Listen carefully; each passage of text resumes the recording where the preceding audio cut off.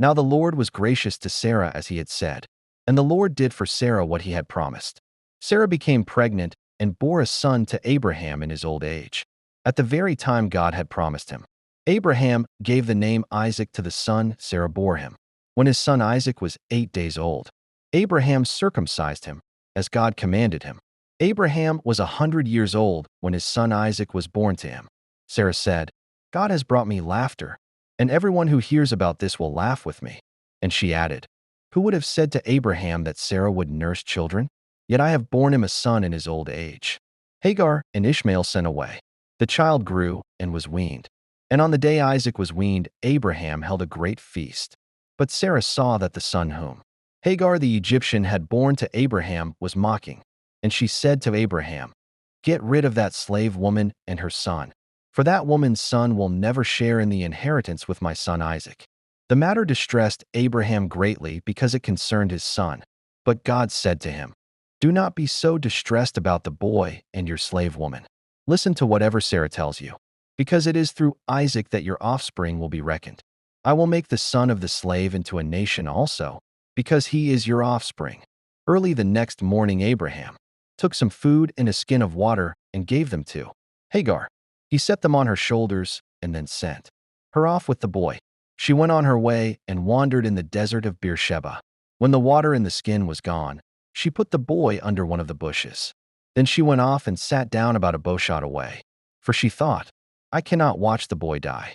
And as she sat there, she began to sob.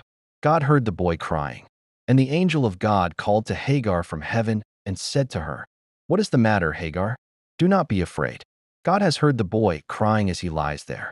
Lift the boy up and take him by the hand, for I will make him into a great nation." Then God opened her eyes, and she saw a well of water. So she went and filled the skin with water and gave the boy a drink. God was with the boy as he grew up. He lived in the desert and became an archer. While he was living in the desert of Paran, his mother got a wife for him from Egypt. At that time Abimelek and Phicol the commander of his forces said to Abraham, "God is with you in everything you do. Now swear to me here before God that you will not deal falsely with me or my children or my descendants. Show to me and the country where you now reside as a foreigner the same kindness I have shown to you." Abraham said, "I swear it." Then Abraham complained to Abimelek about a well of water that Abimelek's servants had seized. But Abimelek said, "I don't know who has done this.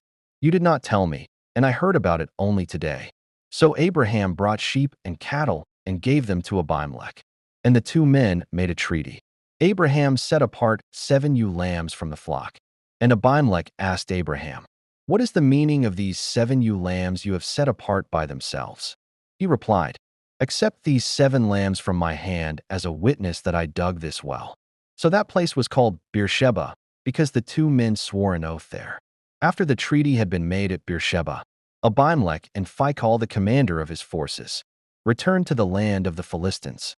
Abraham planted a tamarisk tree in Beersheba, and there he called on the name of the Lord, the eternal God.